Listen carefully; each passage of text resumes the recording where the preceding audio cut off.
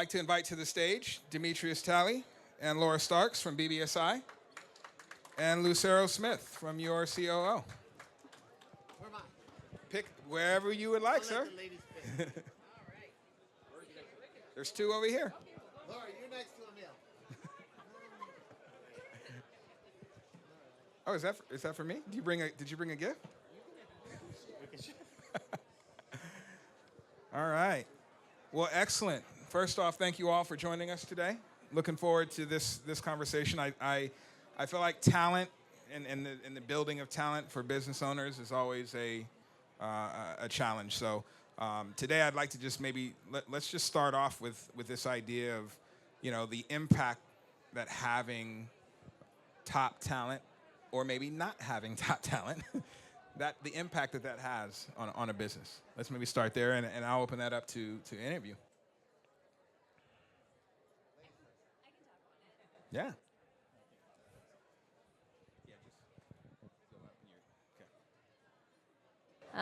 So having access to talent, honestly, and recruiting and retaining your talent, it's everything. I mean, you can't service your clients, you can't produce products that are reliable. Like, you really can't do anything unless you have great employees. You can't market effectively. And even more than just having employees, you have to have employees who love your organization. It literally impacts everything. Okay. So it's been said that there's a war on talent, and so let's maybe start with this notion that you're competing for the best and the brightest at any given time, and how do you navigate that?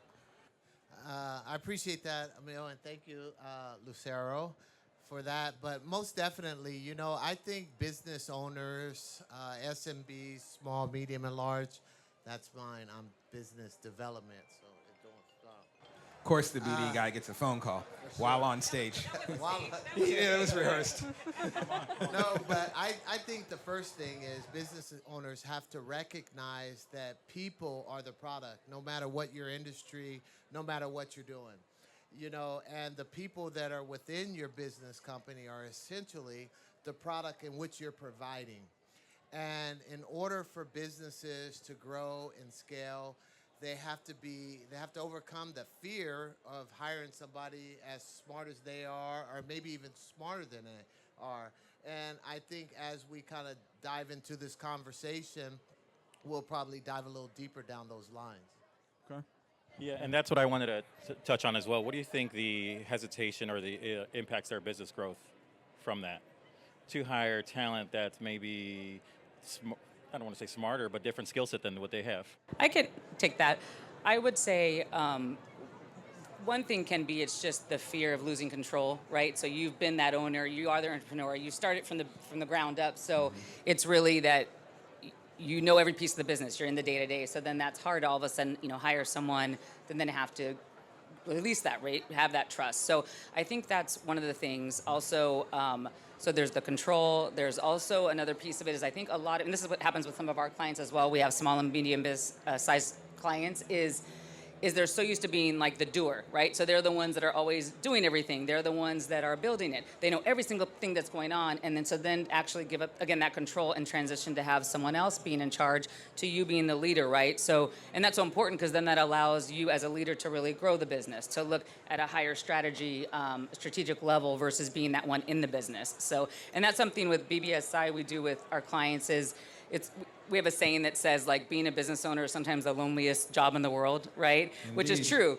because you're sometimes you don't want to bog down your family and friends with talking about everything because they may get tired of it, and then also you can't really talk to your employees, right? If you're the owner about all these things that are going on with the company, whether financially or moves or whatever. So that's something we do is we call them deep dives or strategic meetings where we'll bring the client away from the business, bring them in and actually talk about, okay, let's look at some strategic things here. So what are your plans 1 year, 3 year, years down the line, right? How is your team? How are your employees? How is your org structure? So that's something that we really try to help with as well on that too. So, okay.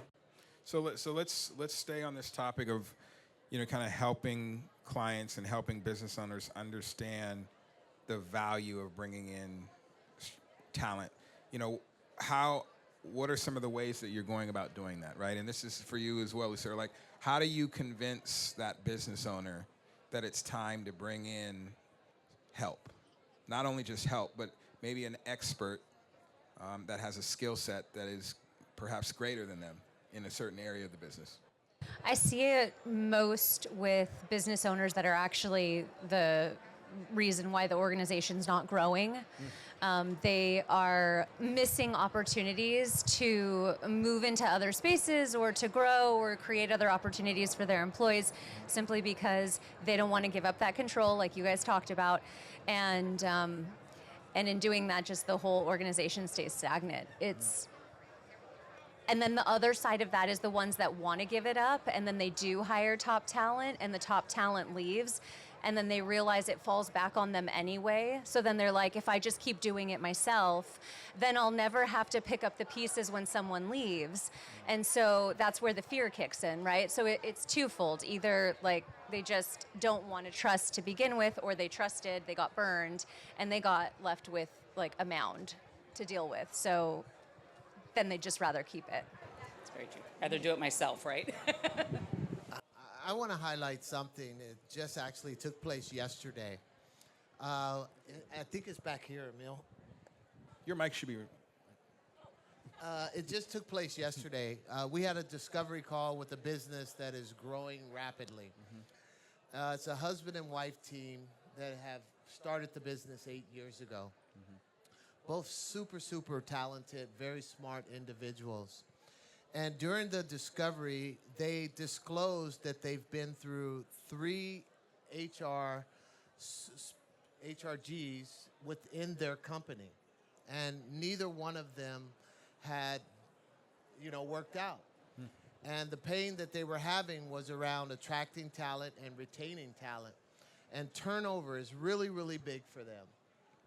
And during that discovery, our HR consultant that was on the call ran across, just highlighted a couple of scenarios and asked the owner that identified herself as an expert in the call how she would handle those.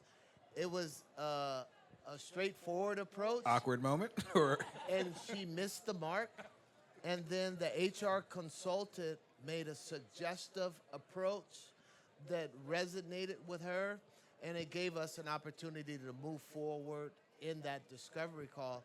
So sometimes I think you might have to take the approach of showing how having somebody as talented as you or as smart as you in the room could actually benefit you by not calling them out, but creating a scenario that might say, hey, I get it, I need support.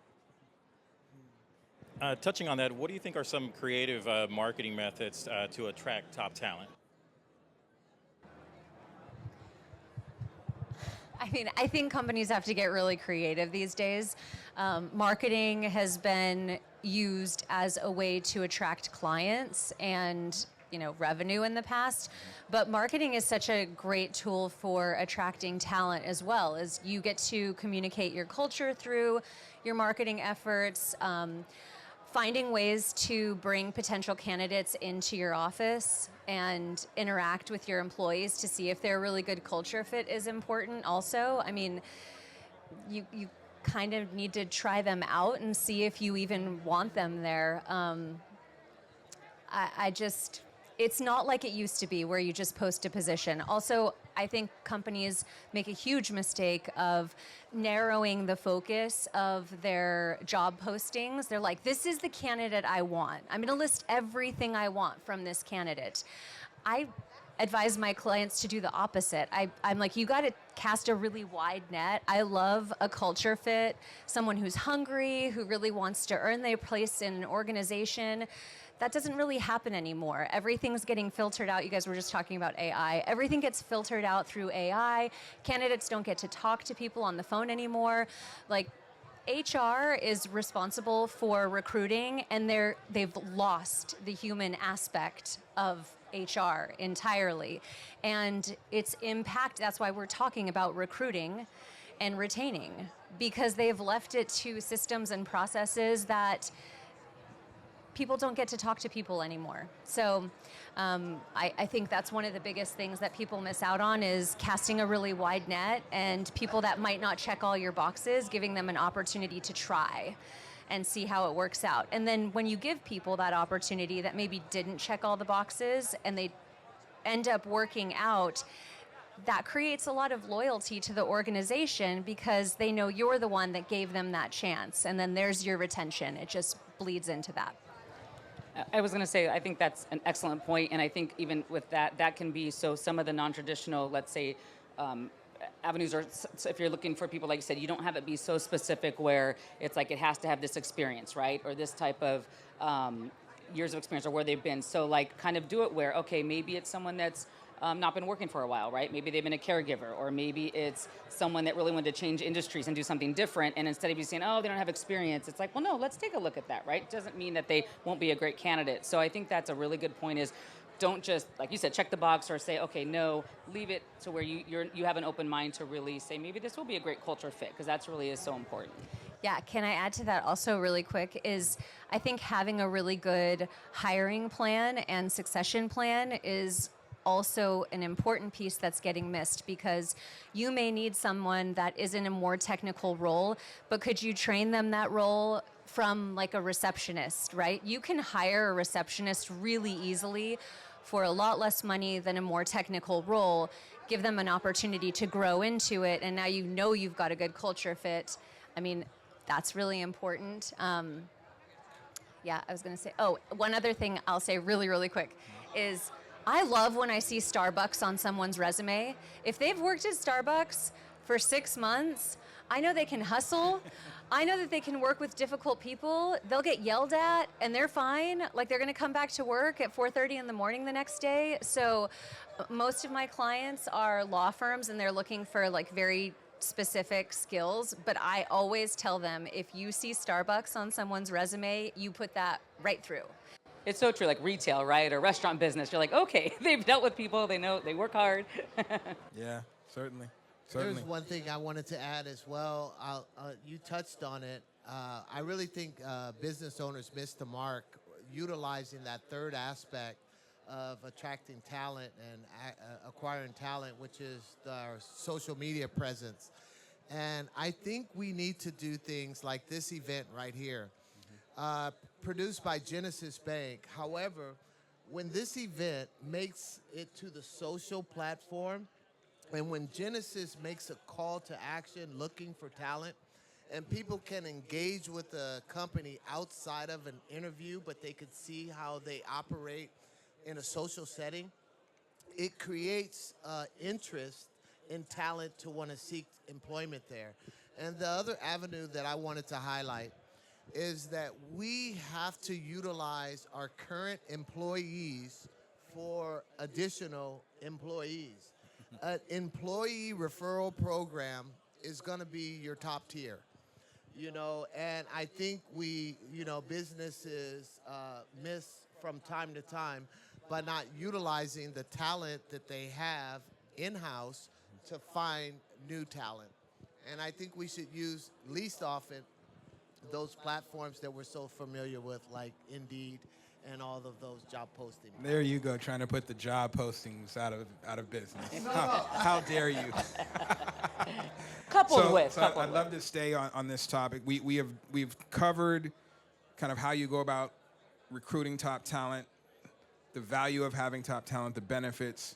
Let's touch on, now that you've got this top talent, how do you keep top talent? What does that high-performing individual need to stay with your business, to stay with your company? I would say they really need to feel connected, right, and also engaged. And I think in ways that you can do that is really, one is keeping them in the loop on business, like being transparent with the business, right? So letting them know what they're doing matters, but also having them have insight into the business, right? So I think that really helps, because then they feel that they have a piece of ownership, or they feel that they really are a part of it. So I think that's one thing. And then the other thing, what was I going to say? I forgot. Go ahead, and I'll come back. I'll dive in when you come back to that. Of course, wage and benefits is key. Those are the first drivers for you to attract, retain, talent. But the thing I think Laura was talking about is employee engagement and then having some transparency.